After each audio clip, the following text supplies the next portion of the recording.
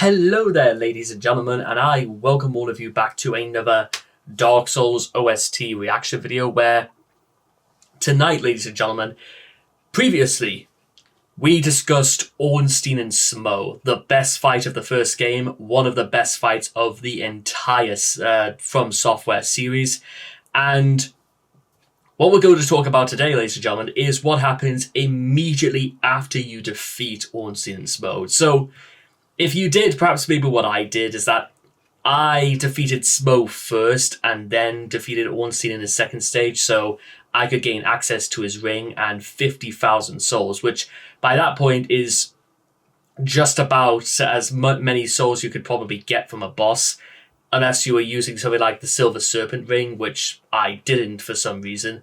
But once you are done with this fight, you gain access to two lifts that take you to where Ornstein leaps down from. You rest at a bonfire on the balcony, and there's a door right in front of you.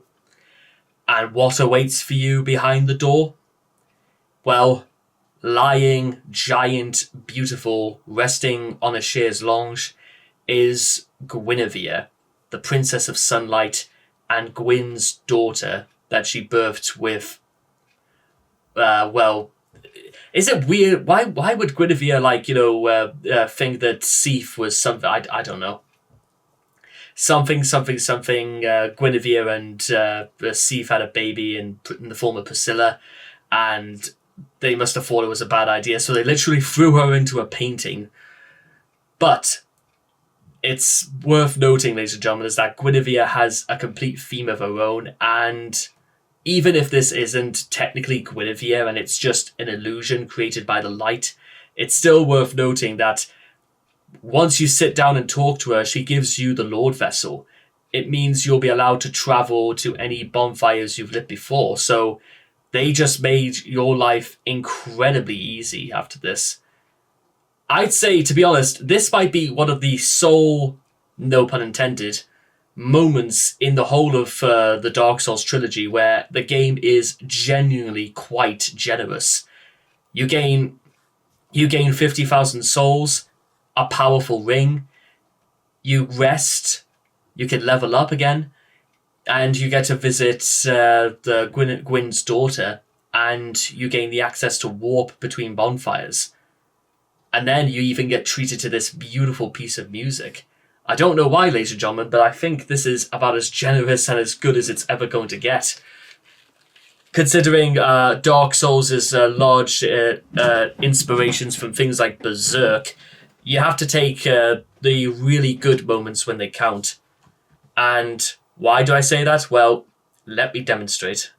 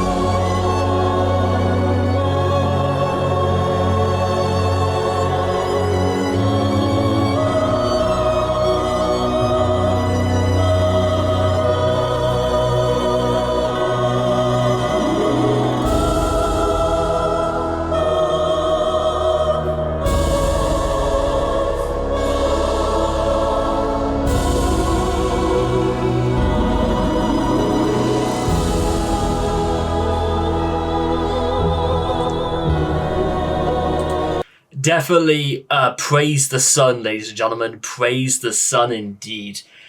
You know what actually makes this even better is the fact that she talks to you at all after this. Of course, she has no idea to suspect that Ornstein and Smo are dead, and she's essentially helpless to us, even though she has no real agency of her own.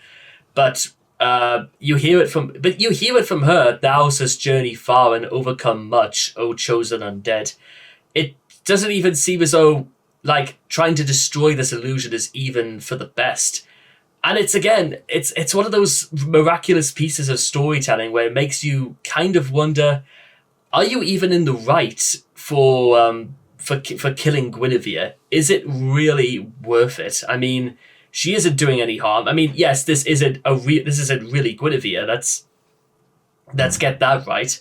But well, the fact is that Gwendolyn you don't have to kill either, but you do, and it's not really for any purpose. I mean, the only thing, I mean, yes, you do get the Sunlight Blade miracle after this, which is probably the best miracle in the first game, in my opinion.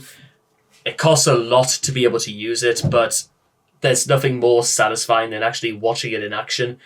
But you could get that without having to kill Gwynevere. But like I said again, is it worth it though? Really?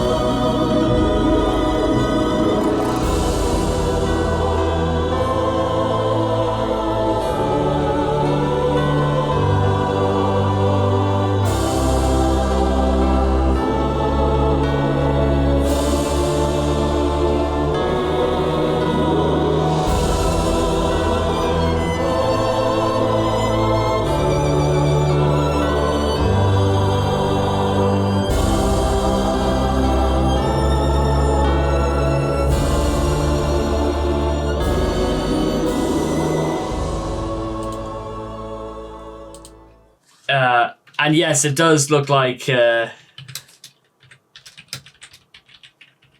does look as if like that's about as bad as it gets. But there is, of course, what happens if you kill Gwynevere before Ornstein and Smough?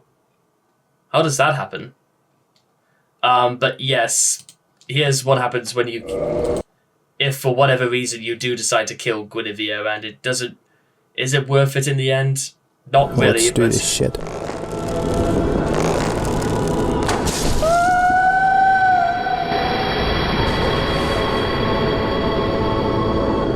Well, here it is. Thou that tarnisheth the godmother's image, I am Gwyndolin.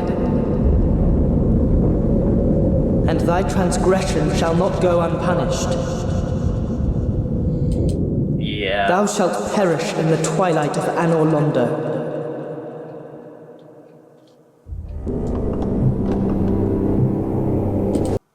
Thou shalt punish in the twilight of Anor Londo, and yes, twilight does imply the end of times.